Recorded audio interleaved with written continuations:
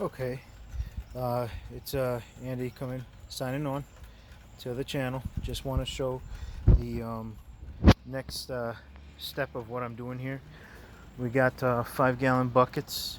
I got my topsoil, and I got my tomato plants ready, and other plants, I mean. What we're doing is we're going to drill holes. I'm using my cordless screwdriver here. We got a 5/8 drill bit. I could sometimes in the past I've used smaller bits, but this time we're gonna use a 5/8 just to be a little bit bigger. This soil that I'm using is a little bit denser.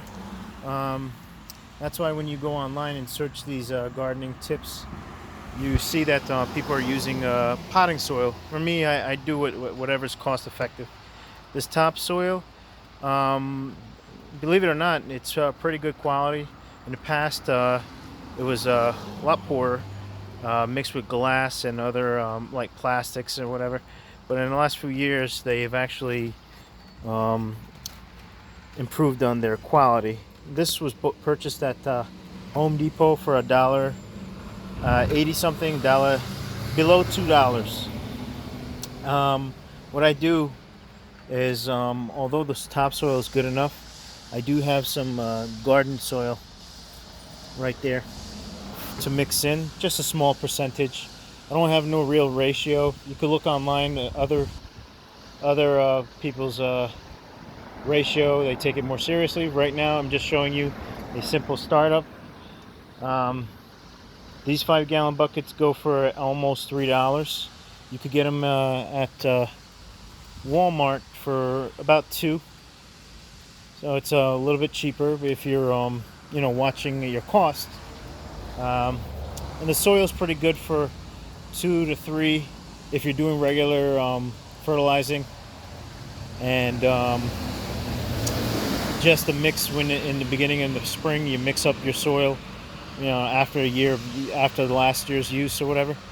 The buckets probably will last you for 2 to 3 years. You got to watch out for dry rot on the plastic starts to thin down and rot because of sun damage and wear and tear. I just want to show you a quick look at my garden. I'm going to do another video on this.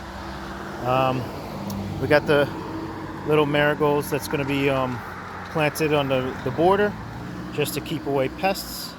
I'm going to tighten up the around the garden, cut down the extra shrubbery that's around.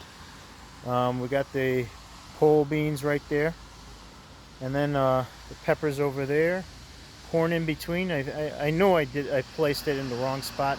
You don't have to give me shade for that, I already know. And then the Roma tomatoes. Like I said, if I was doing some thinking,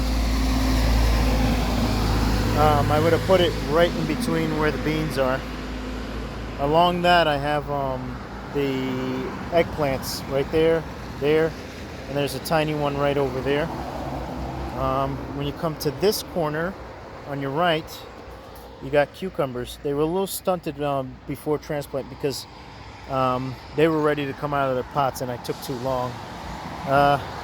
These tomato trees you see right here, they look much greener. They were darker in their leaf color. I think what happened, they were stunted because I took too long to plant them or transplant them. So I kind of cheated and used a little bit of the synthetics, although I prefer to use the organic stuff. But it looks like it woke them right back up, and along with this rain that we had here. All right, I'm gonna be signing off. I'll show you the finished results once I finish drilling holes.